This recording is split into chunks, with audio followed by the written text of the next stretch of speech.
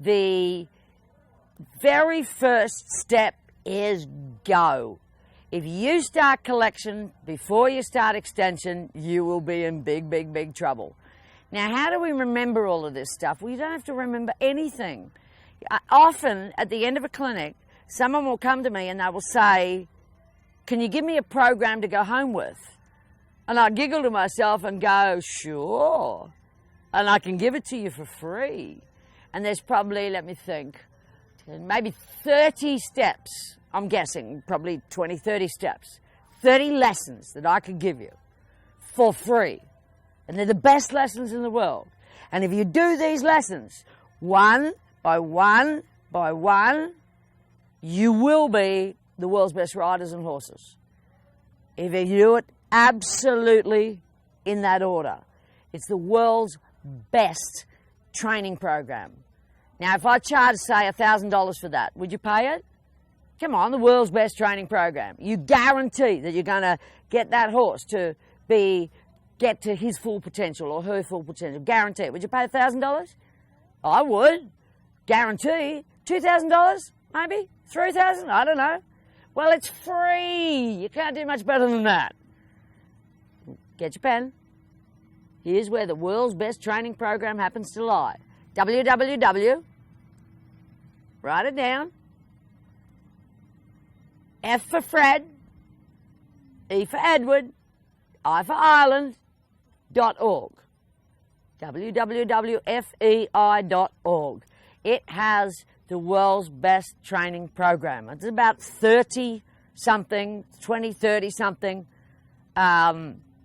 programs for you. Unfortunately, some dipstick one day decided to call them tests. And the minute they call them tests, we change our philosophy. We forget it's a training program. They're the dressage tests. And you start with walk and trot. And then you go walk, trot, canter. And then you go walk, trot, canter loops. And then you go walk, trot, canter, shoulder in. Then travet, then renvers, then pirouettes, then half pass. Then counter, canter comes in there somewhere or another. And then eventually you end up in piaffe and passage. And then eventually you end up in Levade if you keep going. And eventually you end up in Courbette if you keep going. And eventually you end up in canter backwards. And then eventually you end up in piaffe backwards. I'll let you know how it's done when I figure it out. Because I am not at that level. I'll let you know one day. You're going to have to ask one of the gods. The only time I've ever seen piaffe backwards was from the Portuguese school at the Grand Gala thing that they had in Europe where they got all the schools together and everybody rode. It was a sight to see. It was incredible. Very beautiful, very loose, very light. It just went backwards. It was incredible. So thank goodness we're not doing piaffe backwards in this course because that would be a little sucky, right? That training program, if you don't do test 1.1, test 1.2, test 1.3, and sometimes they're 1A, 1B, 1C in some countries. If you don't do them in that order, something will go wrong. I promise you, something will go wrong. And if you don't do them in that order and keep going back, something will go wrong.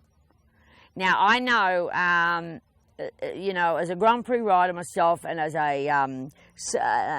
an observer of a lot of Grand Prix lessons with the top masters that I've seen, they do a lot of loops. Lots and lots and lots of loops. The loop isn't quite a serpentine yet, and they're kind of considered different movements because they have kind of a slightly different reaction on the horse. But, it's generally the same. You come off the track, you go back on the track, and it doesn't matter how many times you wiggle, it's kind of a loop or a serpentine, whatever. But the loops just come off the track maybe 5 metres off the track, or 10 metres all the way out to X and back. And if you don't know what a loop is, guess where it's found? www.fei.org in the rule book. So you need to download those dressage tests. I don't care if you're Western and you've got a big horn on the front of your saddle. Personally, I'd chop the horn off so it doesn't take your spleen out. We've got one lady who's lost her spleen, not from that accident, but she could tell you it's not funny losing a spleen. So cut the horn off and then you've got a beautiful Western saddle, right? So then you won't land on it, okay?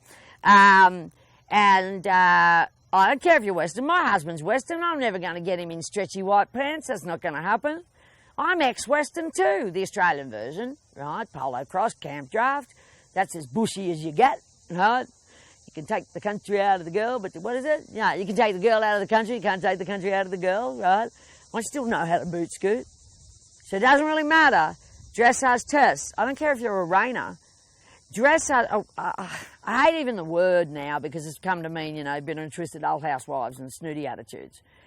Dressage is the gymnastic, physical, mental, even spiritual development of the horse's muscles and breathing and all of that. It's not just beating up the horse and doing a movement because it's in the test. And I remember very clearly saying to people, oh, you know, I don't like this or that movement, but I got to do it because it's in the test. Well, I didn't realize I got to do it because that movement, say for example, shoulder in, is going to help my racehorse a lot. That shoulder in is going to help my barrel racer a lot because it gets them to sit down. It gets them to bend their hocks. And every racehorse in the world wants to sit and go. I didn't realise that travert was to stretch the outside of the horse because otherwise I would have given it to all my racehorses. Stretch the outside of the horse, 1 more inch at every stride, you're looking big bucks, money. Money, money, money, money. You're looking big bucks. You get that extra stretch. That's what travert was for. And I thought travert was, you did it because it was in the test, right? I didn't realise that it loosens the muscles and frees the muscles and gets things moving. That's the reason why you do travert, right? And renvers and stuff like that, which we're going to get to this afternoon.